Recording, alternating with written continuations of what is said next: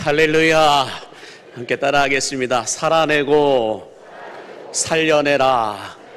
살아내고 살려내라. 들리는 하나님의 말씀은 살아내시고 또 보여주시는 하나님의 영혼들은 살려내실 수 있는 여러분들이 되시기를 간절히 바라면서요, 오늘 또 사심이 아니라 진심으로 예배하고 사람의 마음인 민심이 아니라 하나님의 마음인 주심으로 예배하는 또 기도하는 여러분 모두에게 우리를 위하여 십자가에서 예수님을 내어 주시기까지 사랑하신 이 하나님의 천심의 은혜와 축복이 여러분 모두에게 충만하게 부어지게 되기를 주의 이름으로 간절히 축복합니다. 우리 그런 마음으로 우리 한번 카메라로 한번 비춰주시겠어요? 우리 1층에서 2층에 있는 아이들까지 오늘 아이들과 함께 3대가 모여서 같이 예배하는데 우리가 콩나물 시루에 우리 물을 붓듯이 우리 아이들 무럭무럭 영성이 자라고 믿음이 자라고 또 삶이 자라날 수 있기를 바라는 마음으로 한번 카메라로 비춰주시면은 우리 손뼉으로 함께 아이들을 응원하여 보여주셨으면 좋겠습니다. 우리 박수 한번 해주시면 감사하겠습니다. 잘 자라나라고. 네.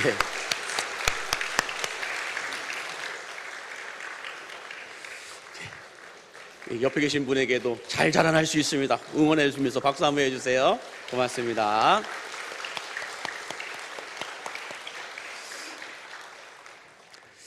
여러분, 물이 끓어서 수증기가 되기 위해서는 100도의 온도가 필요하다라고 말합니다. 0도의 물이건 99도의 물이건 100도가 되기 전까지는 저렇게 물이 끓지가 않습니다. 그러나 99도까지 도달한 물에 1도만 더해지게 되면 물은 끓게 되면서 변화가 일어나게 되는데요.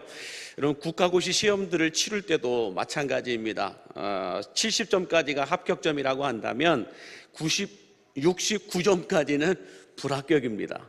1점 차이로 합격과 불합격이 결정되게 되는데 올림픽 경기에서는 더 심하죠. 0.01초 차이로 메달의 색깔이 바뀌기도 합니다.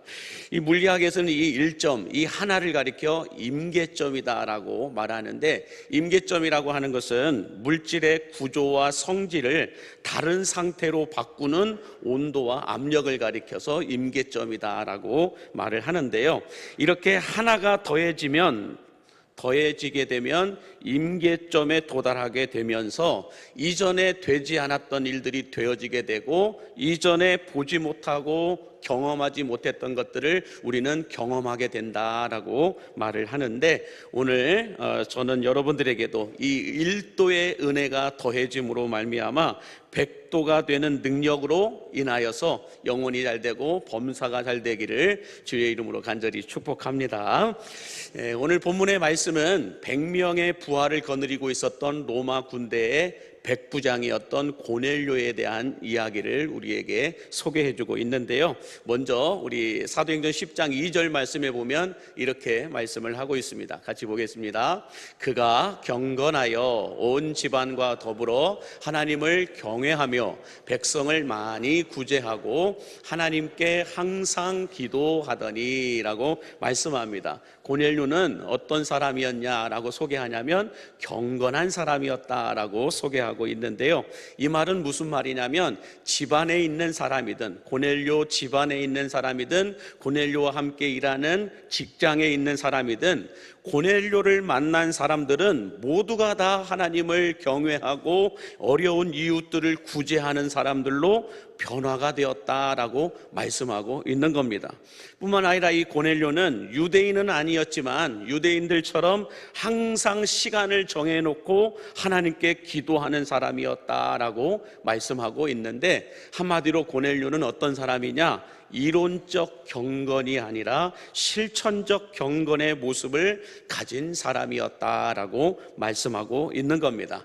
여러분, 고넬료의 이 실천적 경건은 여기서 멈추지 않고요, 사도행전 10장 3절에서 6절 말씀에 보시면은 한번 보실까요? 쭉 보면은 이런 내용들이 소개되어지고 있어요. 고넬료가 기도하는 중에 하나님의 사자에게 욥바로 사람을 보내어서 무두장이 시몬의 집에 있는 이 베드로를 청하여 데려와서 그에게 말씀을, 그의 말을 들으라 라고 하는 이 부탁을, 이 말씀을 듣게 됩니다. 그러자 고넬료는 묻지도 않고 따지지도 않고 들린 말씀대로 순종하여서 욥바로 사람을 보내었다라고 말씀하고 있는데요. 놀라운 것은 뭐냐면 이 고넬료가 살고 있는 가이사라에서 베드로가 지금 있는 욥바까지는 직선거리로 50km 정도 떨어진 곳입니다. 그러니까 지금 사진에서 보고 있듯이 예루살렘에서 욥바까지는 65km 정도가 떨어져 있고 가이사라에서 욥바까지는 직선으로 50km이니까요. 꼬불꼬불 위아래로 내려갔다라고 한다면 50km보다도 더 먼 거리다라고 하는 것을 알 수가 있습니다. 자, 그런데 이 욥바까지 갔다 오는 것도 상당히 쉽지 않은 거리일 뿐만 아니라 여기에서 욥바에서 베드로를 만났다 할지라도 베드로가 이 가이사랴까지 온다라는 보장도 없다라는 거죠.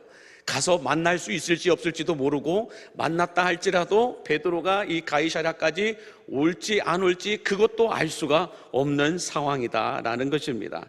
자, 그러나 이 고넬료의 믿음이 여러분 얼마나 단단한 믿음이었던지 베드로가 올 것이라고 믿고 본인뿐만 아니라 본인의 가족들과 친척들과 친구들까지 다 불러 모아서 이 베드로를 기다리고 있었다라고 말씀하고 있는데 우리 사도행전 10장 24절에 보면 이렇게 말씀하고 있어요. 사도행전 10장 24절 한번 같이 볼까요? 시작. 이튿날 가이사라에 들어가니 고넬료가 그의 친척과 가까운 친구들을 모아 기다리더니라고 말씀합니다. 이 고넬료는 가족들도 친척들도 가까운 친구들도 다 불러 모아놓고 기다리고 있었었는데, 그런데 여러분 이 고넬료와 베드로의 만남이 그렇게 썩 편안한 만남은 아니라는 거예요. 불편한 만남이다라는 걸 알 수가 있는데 그 이유가 무엇일까요? 지금 이 고넬료라고 하는 사람은 로마 군대의 백부장이에요. 다시 말해서 이스라엘을 점령한 점령군의 백부장, 장교라는 것이죠. 근데 베드로는 어떤 사람이에요? 점령당한 나라 국민의 한 사람이라는 것입니다. 그러니까 점령한 군인과 점령당한 나라의 국민이 만나는 자리이기 때문에 여러분 그 만남이 얼마나 불편하겠어요. 옛날로 말하면 일제강점기 시절 때에 일본 군인과 우리나라 국민이 만나는 자리라는 거죠. 그러니 얼마나 불편하겠어요. 뿐만 아니라 더 심각한 것은 무엇이냐면 이 고넬료는 어떤 사람이냐? 고넬료의 직속 상관이 빌라도예요. 빌라도가 누구예요? 예수님을 군법으로 처형시킨 사람이에요. 그런데 베드로는 어떤 사람이에요? 그 예수님의 수제자예요.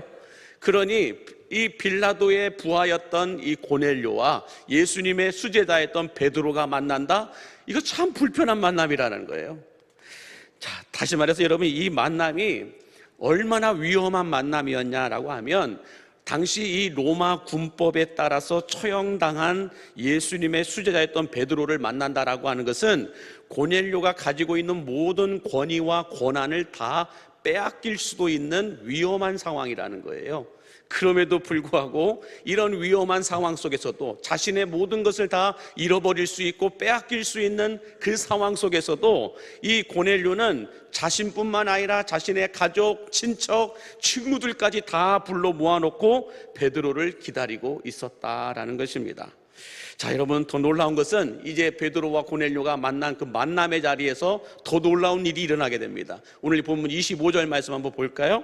25절에 보니까 이렇게 말씀해요. 마침 베드로가 들어올 때에 고넬료가 맞아 발 앞에 엎드려 절하니라고 말해요. 이것도 우리가 이해할 수 없는 장면입니다. 베드로가 들어올 때에 고넬료가 베드로 앞에서 엎드려 절하였다라고 말해요. 여러분 상식적으로 놓고 봤을 때 고넬료가 엎드려 절했다고 한다면 그의 가족들과 친척들과 친구들도 다 베드로 앞에서 절을 했을까요? 안 했을까요? 했을 가능성이 크다라는 거예요. 자, 여러분 한번 생각을 해보세요. 고넬료는 점령군의 장교예요. 그런데 베드로는 점령당한 국민의 한 사람이었을 뿐만 아니라 로마 군법에 의해서 처형당한 예수님의 예수교의 수제자예요. 그런 사람에게 로마 군인 백부장이 엎드려 절을 하였다? 이건 누가 봐도 이해가 되지 않는 상황이라는 것입니다. 자, 그런데 더 놀라운 말씀은 33절에 있어요. 오늘 본문 33절 같이 함께 읽어보겠습니다. 시작. 내가 곧 당신에게 사람을 보내었는데 오셨으니 잘하였나이다. 이제 우리는 주께서 당신에게 명하신 모든 것을 듣고자 하여 다 하나님 앞에 있나이다 라고 말하고 있습니다. 말씀에 보면 고넬료가 주께서 당신에게 명하신 것을 듣고자 하여 우리가 다 하나님 앞에 있나이다 라고 고백하고 있습니다. 무슨 말씀일까요? 고넬료는 베드로를 하나님께서 보내신 사람이요, 베드로가 말하는 모든 것들은 다 하나님의 말씀이다라고 여러분 믿고 있었다라는 거예요. 여기서 여러분 우리가 얻을 수 있는 고넬료의 믿음은 어떤 믿음일까? 이걸 생각해 볼 수가 있는데, 고넬료의 믿음은 어떤 믿음일까요? 같이 한번 띄워주시겠어요? 고넬료의 믿음은 단단한 믿음이었고, 단순한 믿음이었고, 담백한 믿음이었고, 담대한 믿음이었다라고 말해도 틀리지 않을 것입니다. 다시 말해서요, 하나님께서 말씀하신 말씀은 반드시 이루어진다라고 하는 이 믿음이 고넬료 안에 있었다라는 거예요. 또 하나님께서 말씀하신 뜻이라고 한다면 확률 따져보지 않고, 득과 실 따져보지 않고, 내 기분과 자존심 따져보지 않고, 감정을 낭비하지 않고, 어떤 대가를 바라지 않고 순종하겠다라고 하는 이 믿음이 고넬료 안에 있었다라는 거예요. 이런 믿음을 가리켜 단단한 믿음, 단순한 믿음, 담백한 믿음이다 라고 말할 수 있습니다. 저는 여러분들의 믿음도 하나님께서 말씀하신 뜻이라고 한다면, 하나님께서 맡기신 사역이라고 한다면, 하나님께서 맡기신 자리라고 한다면 끝까지 단단하고 단순하고 담백한 믿음을 가질 수 있게 되기를 주의 이름으로 간절히 축복합니다. 자, 여러분 여기까지만 보면 고넬료라고 하는 사람은 정말 성경에 나와 있는 그 어느 누구보다도 여러분 경건한 사람이에요. 예수님의 제자들보다도 온전한 믿음을 가진 사람처럼 보입니다. 하나님의 말씀이라면 언제나 순종하는 사람이었고, 코람데오의 신앙으로 하나님의 말씀을 전하는 사람들이 누구든지 상관없이 그 말씀은 나에게 주시는 하나님의 레마의 말씀이다라고 믿었던 사람이 이 고넬료라고 하는 사람이라는 거예요. 오늘 아까 우리가 보았던 33절에서 우리가 다 하나님 앞에 있나이다, 베드로 앞에 있는 것이 아니고 하나님 앞에 있나이다, 그러니 당신이 말하는 것은 하나님의 말씀입니다라고 고넬료는 믿고 있었다라는 거예요. 그러므로 여러분, 우리가 이 고넬료와 같이 단순하고 단단하고 담백한 믿음이 있다라고 한다면, 내가 말씀을 묵상하듯 아니면 내가 말씀을 시청하고 듣든 아니면 이렇게 주일날 주 앞에 나와 말씀을 듣든, 어떤 누가 어떤 말씀을 선포하고 내게 들리든지 간에 그 말씀이 하나님의 말씀임을 믿으시기 바랍니다. 고넬료에게는 이런 믿음이 있었다라는 거예요. 그래서 고넬료는 누가 보더라도 경건한 사람이고, 누가 보더라도 여러분들 온전한 믿음을 가진 하나님을 경외하는 사람이었다는 것을 알 수가 있어요. 근데 여기까지 보면 참 고넬료가 대단한 사람이다, 대단한 믿음을 가진 사람이다라고 우리가 알 수가 있습니다. 그런데 여러분, 놀랍게도 고넬료는 구원받은 사람이 아니었습니다. 여기까지는 고넬료는 구원받은 사람이 아니었다라는 거예요. 여러분, 고넬료의 이 실천적 경건과 믿음 생활을 놓고 보면 고넬료는 구원의 99도까지 준비된 사람이었어요. 구원의 온도가 99도까지 올라간 사람이었어요. 하지만 고넬료는 1도가 부족하였습니다. 1도가 부족해서 구원의 임계점까지 도달하지 못했다라는 거예요. 다시 말해 구원받지 못했다라는 거예요. 누가 보더라도 99도까지 올라간 사람이에요. 이 정도 경건에 충만한 사람, 이 정도 말씀에 순종하는 사람, 이 정도로 하나님을 경외하는 사람이라고 한다면 구원의 99도까지는 올라갔다라는 거예요. 그런데 1도가 부족해서 구원받지 못했다라는 거예요. 여러분, 우리 주변에도 보면 고넬료와 같이 99도까지 채워져 있는데 1도가 부족한 사람들이 많습니다. 이 겉으로 보기엔 고넬료처럼 신실하고 경건하고 또 교회 안에서 이런저런 사역들도 맡아서 열심히 합니다. 그런데 1도가 부족해요. 뿐만 아니라 예수님을 믿지 않음에도 불구하고 누구도 따라올 수 없는 인격과 성품을 갖추고 계신 분들이 얼마나 많이 있는지 몰라요. 또 타종교를 믿는 사람들임에도 불구하고 교양과 매너로 훌륭한 인품을 가지고 계신 분들이 얼마나 많은지 몰라요. 심지어는 이단에 빠진 분들임에도 불구하고 그분들이 살아가는 삶의 모습만 잘라내어서 보면 본받을 만한 삶의 조각들이 얼마나 많이 있는지 모른다라는 거예요. 그러나 여러분, 이렇게 선하고 아름답게 살아간다고 해서 그분들이 구원받은 건 아니라는 거예요. 고넬료처럼 이렇게 신실하게, 진실하게, 성실하게, 아름답게 하나님으로 충만한 모습을 가지고 살아감에도 불구하고 일도가 부족해서 그들은 구원받지 못한 상태라는 거예요. 우리 주변에도 마찬가지예요. 교회는 다니는데 일도가 부족해서 구원받지 못한 사람들이 얼마나 많은지 모른다라는 거예요.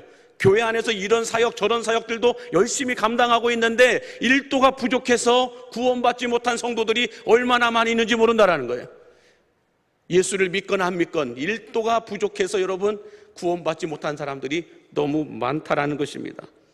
그러면 여러분, 99도에서 100도를 채울 수 있는 그 일도는 무엇일까요? 우리가 얻어야 되고 우리가 전해야 될 그 일도가 뭐냐는 거예요. 그 일도는 바로 예수 그리스도임을 믿으시기 바랍니다. 아무리 세상에서 괜찮고 좋은 것들로 채워져 있고 교회 안에서 칭찬을 받고 박수를 받는 것들로 99까지 채워져 있다 할지라도 일도인 예수 그리스도가 없으면 그 사람은 구원받은 게 아니라는 거예요. 여러분, 고넬료는 하나님으로 충만했던 사람입니다. 그러나 예수 그리스도를 몰랐던 사람입니다. 베드로를 만나기 전까지는 예수 그리스도를 몰랐던 사람입니다. 오늘날에도 여러분, 유대인들도 보면은 하나님으로 충만합니다. 율법으로 99도까지 충만하게 채워져 있는 사람들입니다. 그러나 예수 그리스도를 인정하지 않습니다. 예수님 시대에도 서기관과 바리새인들과 또 대제사장들과 같은 종교 지도자들도 하나님과 율법으로는 충만하여 99도까지는 채워져 있었던 사람들입니다. 그러나 예수 그리스도를 영접하지는 않았습니다. 여러분, 우리는 지난 3월 24일부터 지금까지 하나님과 함께하는, 하나님과 동행하는 100일간의 전도 대행진을 통해서 오직 그 한 사람, 오직 하나, 한 번 더를 외치면서 영성 온도를 올리고 전도 온도를 올리면서 여기까지 달려왔습니다. 이제 마지막 한 주간을 남겨놓고 우리는 1도가 부족하여서 구원받지 못한 채 살아가는 이들에게 베드로가 되어서 예수 그리스도를 전해야 할 줄로 믿습니다. 예수 그리스도를 전해야 되는 한 주간을 우리는 이제 남겨놓고 있다는 것입니다. 고넬료처럼 이미 가족들과 친척들과 친구들을 다 불러 모아놓고 기다리고 있는 그들에게 1도가 되신 예수 그리스도를 전하기만 하면 99도에 머물러 있던 이들에게 구원의 역사가 일어나게 될 줄로 여러분 믿으시기 바랍니다. 누군가는 베드로가 되어서 가서 전해야 돼요. 아무리 신실하게, 성실하게, 진실하게 하나님으로 충만하게 살아갔던 고넬료와 같은 사람이 있다 할지라도 예수 그리스도가 전파되지 않으면, 예수 그리스도가 없으면 99도일 뿐 구원받지는 못했다라는 거예요. 자, 그런데 여러분, 우리가 이 1도 대신 예수 그리스도를 전할 때에 조심해야 될 것이 하나가 있습니다. 그건 뭐냐면, 예수님을 전할 때 사람의 외모를 보고 찾아가면 안 된다라는 거예요. 여러분, 하나님께서는 사람의 외모를 보시지 않습니다. 그래서 흑인이든 백인이든 누구든지 상관없이, 이 종교이든 저 종교이든 상관없이 예수 그리스도를 믿기만 하면 다 구원의 은총을 베풀어 주시는 분이심을 믿으시기 바랍니다. 과거에 내 죄가 이렇게 됐든, 과거에 내가 어떻게 살아왔든 상관없이 예수 그리스도를 믿기만 하면 하나님은 외모를 보시지 않고, 스펙을 보시지 않고, 배경을 보시지 않고, 집안을 보시지 않고, 혈통을 보시지 않고 그냥 다 받아주시는 분이심을 믿으시기 바랍니다. 이처럼 하나님을 외모를 보시는 분이 아니라는 거예요. 과거를 보시는 분이 아니라는 거예요. 배경을 보시는 분이 아니라는 거예요. 그러나 베드로는 어땠어요? 외모를 보고, 혈통을 보고, 인종을 보았습니다. 베드로는 유대인들에게만 구원이 있다라고 믿었습니다. 그러나 고넬료와의 만남을 통하여서 하나님께서 이방인들에게도 구원을 주신다라고 하는 것을 그때야 깨닫게 됩니다. 자, 오늘 본문 34절과 35절 말씀 같이 함께 보겠습니다. 시작. 베드로가 입을 열어 말하되 내가 참으로 하나님은 사람의 외모를 보지 아니하시고 각 나라 중 하나님을 경외하며 의를 행하는 사람은 다 받으시는 줄 깨달았도다. 베드로가 깨달았대요. 뭘요? 하나님은 외모를 보시지 않고 하나님을 경외하며 의를 행하는 사람은 다 구원을 베풀어 주신다라는 것을 깨달았다는 거예요. 의를 행하는 게 뭐예요? 예수 그리스도를 믿는 거예요. 예수 그리스도를 받아들이는 거예요. 그게 가장 의로운 행동이다라고 말씀하고 있다라는 것입니다. 그러므로 여러분, 하나님은 외모를 보시지 않습니다. 그러나 사람들은 외모를 본다라는 거예요. 여러분은 외모를 보십니까? 왜 저를 보십니까? 여러분, 우리가 잘 알고 있는 이나영 씨라고 하는 여배우가 있습니다. 그는 결혼 전에 이렇게 말했어요. 자신은 잘생긴 사람은 별로 안 좋아합니다 라고 말했어요. 근데 결혼은 누구랑 했어요? 보실까요? 원빈이랑 결혼을 했어요.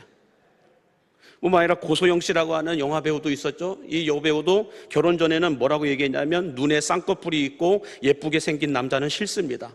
자신은 전혀 얼굴은 보지 않습니다라고 말했는데 결혼은 누구랑 했어요? 장동건 씨랑 했어요.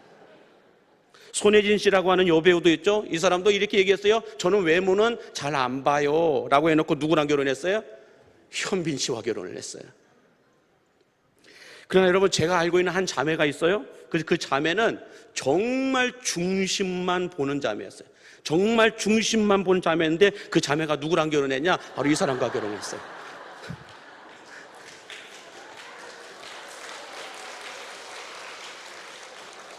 여러분, 그 박수는 저한테 주는 박수가 아니잖아요. 지금 제 외모가 아니라는 거잖아요. 여러분, 사람은 외모를 볼지 몰라도 하나님은 외모를 보시지 않고 중심을 보시는 분이심을 믿으시기 바랍니다. 자, 이처럼 하나님께서는 외모가 아니라 중심을 보시는 분이심을 깨닫게 된 베드로는 오늘 본문 36절에서 43절에서 99도에서 100도를 채울 수 있는 1도가 되신 예수 그리스도의 십자가와 부활을 이 고넬료 가족들에게 선포하기 시작합니다. 그래서 예수님은 어떤 분이신지, 예수님께서 어떤 일을 행하셨는지, 예수님께서 어떻게 죽으셨는지, 그리고 어떻게 부활하셨는지, 예수님의 십자가와 부활을 이 고넬료와 그의 가족들에게 전파하기 시작했습니다. 자, 이렇게 베드로가 고넬료의 가정에서 예수 복음을 전파하게 되자 이 고넬료 가정 안에 어떤 일이 일어나게 됐을까요? 우리 함께 오늘 본문 읽진 않았지만 44절과 45절에 있는 말씀 같이 함께 보겠습니다. 베드로가 이 말을 할 때에 성령이 말씀 듣는 모든 사람에게 내려오시니 베드로와 함께 온 할례 받은 신자들이 이방인들에게도 성령 부어주심으로 말미암아 놀라니라고 말씀합니다. 베드로가 예수 복음을 전파하게 되자 복음을 듣던 모든 사람들에게 성령이 임했다라는 거예요.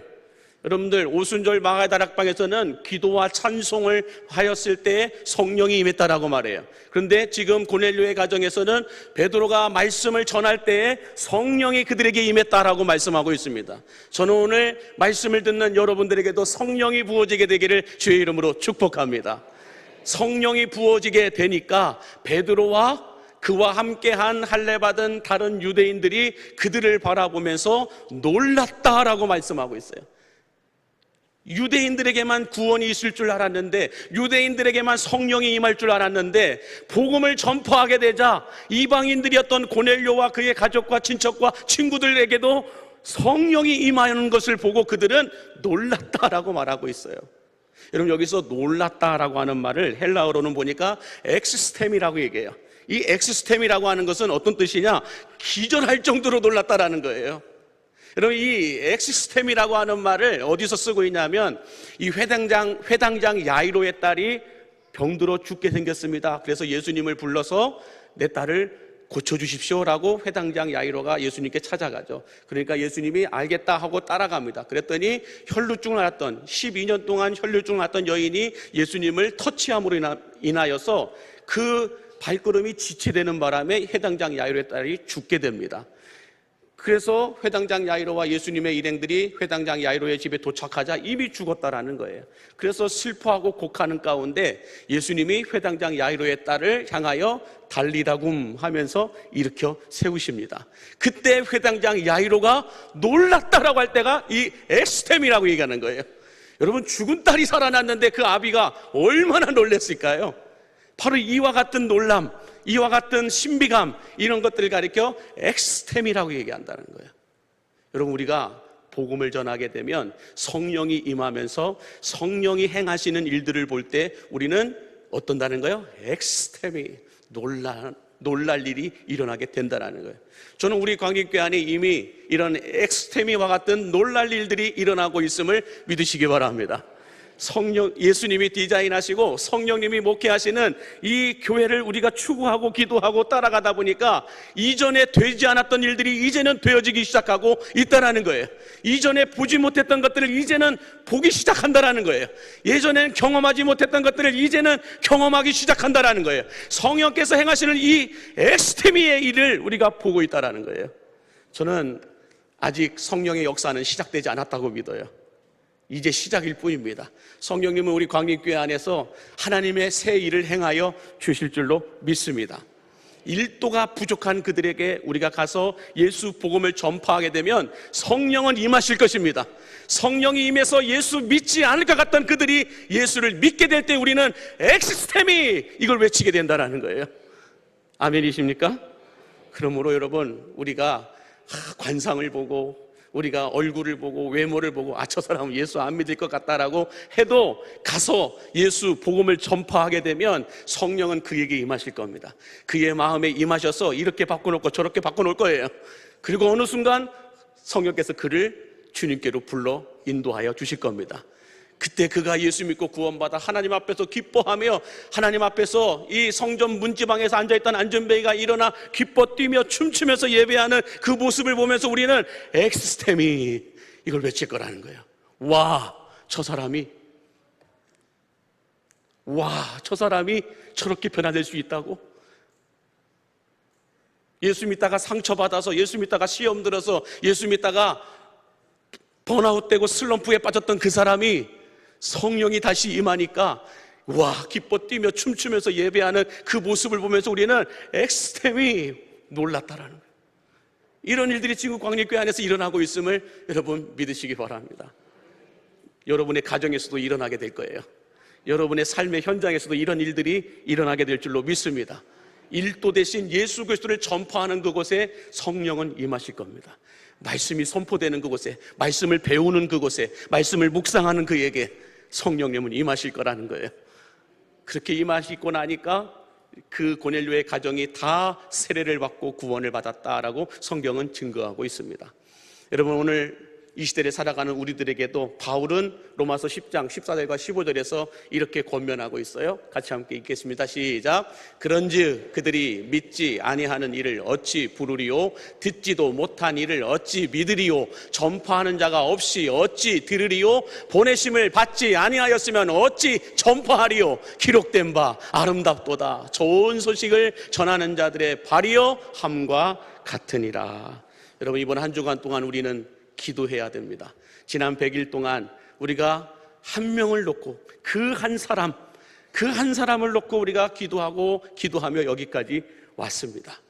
한 번 더 예배하고 한 번 더 기도하고 한 영혼에게 집중하기 위하여서 우리는 지난 100일 동안 영성 온도를 올렸고 전도 온도를 올리면서 여기까지 왔어요. 이제 이번 한 주간 우리는 어떻게 해야 될까요? 맥주감사 특별 새벽기도회를 통하여 그 한 사람, 하나님의 말씀에 순종하고 하나님의 말씀이라면 영혼을 다 쏟아부을 수 있는 그 한 사람을 찾기 위하여 우리는 기도하셔야 됩니다. 또 2시에 중보기도 모임을 통하여서 우리가 적어내었던 그 사람들의 이름을 불러가며 우리는 기도해야 할 줄로 믿습니다. 뿐만 아니라 목요일에 전도 산책을 통하여서 아니면 개인 전도 산책을 통하여서도 가정에서 산책하시고 여러분 직장에서 산책하시고 여러분의 삶의 현장에서 전도 산책하시면서 초대할 그 사람들에게 가서 예수 복음을 전파하십시오. 예수님을 전하면 우리는 이해할 수 없는 엑스테미가 일어나요. 성령께서 놀랄 일들을 만들어 주실 거라는 것입니다. 그래서 99도에서 머물러 아직도 구원받지 못한 상태 가운데 머물러 있는 그들에게 1도 대신 예수 그리스도를 전파하기만 하면 100도의 임계점이 타게 되면서 변화가 일어날 거예요. 영적 변화가 일어나고 구원의 역사가 일어나게 될 줄로 믿습니다. 그러므로 여러분들, 내 눈으로 바라보게 되면 외모를 보게 돼요. 그 사람의 형편과 상황을 보게 돼요. 그러면 우리의 입이 떠지지 않아요. 그러나 우리가 성령으로 인하여 하나님의 눈을 가지고 그 사람을 바라보게 되면 예수 복음이 선포되게 된다라는 거예요. 베드로가 불편한 고넬료의 가정에 가서 복음을 전하였지만 그 복음을 전함으로 인하여 고넬료의 가정에 성령이 임하게 되고 세례를 통하여서 예수 믿고 구원받게 되는 이 엑스테미의 역사가 일어나게 된다는 것입니다. 저는 오늘 이번 한 주간 여러분들에게도 이런 역사가 일어날 수 있게 되기를 성부와 성자와 성령의 이름으로 간절히 축복합니다. 기도하겠습니다. 천하보다 한 생명을 더 귀하게 여기시는 하나님, 하나님과 동행하는 100일 동안 진행하는 전도 대행진을 통하여 영성원들을 올리고 복음을 전하는 광림의 성도들에게 단단한 믿음과 담대한 믿음과 담백한 믿음을 가지고 예수 생명의 복음을 전하게 하여 주옵소서. 우리들의 짧은 생각과 판단으로 사람을 외모로 보지 않게 하여 주시고 성령께서 보여주시는 대로 1도가 부족한 이들에게 예수 그리스도를 전하여 구원의 임계점에 오르는 변화가 일어나게 하여 주옵소서.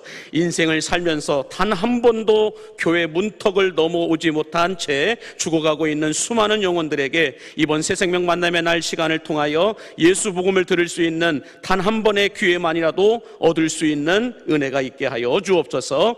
광림의 모든 성도들이 그날 그 시간 그 사람에게 예수 복음을 전할 때 주께서 행하시는 크고 놀라운 일들을 통하여 엑시스테미를 외칠 수 있는 우리 광림의 성도들 되게 하여 주옵소서. 예수님의 이름으로 축복하며 기도하옵나이다. 아멘.